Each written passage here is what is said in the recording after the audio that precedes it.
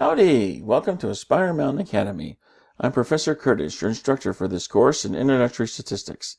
In less than 10 minutes, this video describes how to calculate measures of center and variation for probability distributions.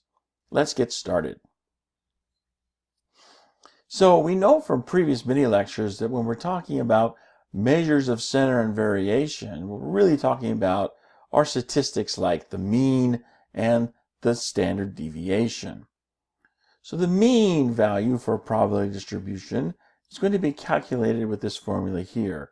We take each random variable, multiply by its respective probability, and then add up all of those products together. That gives us the mean. So for this probability distribution that you see over here on the right, you would take 10, which is the random variable, times its probability, 0.0211. Then we'd add that to 15 times 0.0421 plus 20 times 0.0561 and so on down the line. We add all those products together. That gives us the mean.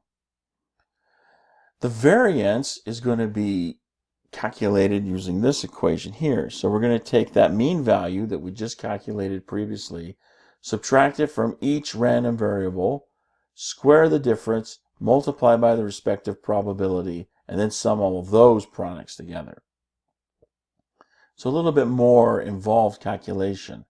Now there's a so-called shortcut equation for calculating the variance, which you see here. This gives you the same value for the variance. It really doesn't matter which one you use, and I don't know that one of them is any easier than the other. So take your pick. But either way you look at it, the standard deviation, as always, is going to be the square root of the variance. So here I'm showing that we're taking the square root of the shortcut equation, but we could also take the square root of the standard equation right up here, and it would give us the same number.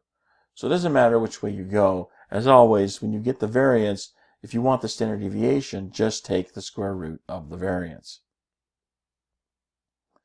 Let's look at an example.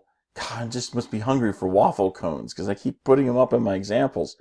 Find the mean and standard deviation of the probability distribution. We looked at a probability distribution earlier of the number of ice cream scoops that customers order for their waffle cones. Now, StatCrunch has a feature where you can actually look at any sort of probability distribution. So just a general probability distribution, you're going to use what's called the custom calculator.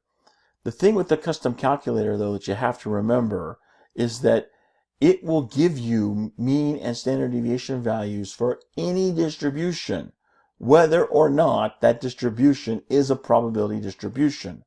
So remember the three requirements that a probability distribution must meet in order to be a probability distribution? Yeah, you've got to remember those, and you've got to check for those before you start using that custom calculator so that you don't, derail yourself, because the custom calculator feature in StatCrunch will give you those numbers regardless of whether or not the distribution is a probability distribution. So you have to check first. But once you've done your check and you see that it's a probability distribution that you have, then in StatCrunch you can go to Stat Calculators Custom. You're going to get an options window pop up that looks like this. The order of your categories of data are really important. So the random variables go in the values column, and the weights are the probabilities for your distribution. So once you put them in the right order, then you can actually hit compute, and out comes this handy calculator, and you can see right there circled in blue we've got the mean value and the standard deviation. Just take those values directly from the results window and away you go. But remember, this custom calculator feature will give you those numbers for any distribution that you put into it.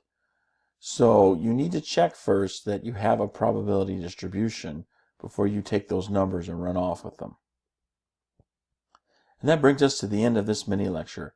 I hope you found it helpful. You can find more mini lectures for this and other courses at AspireMountainAcademy.com. Thanks for watching. I'll see you in the next video.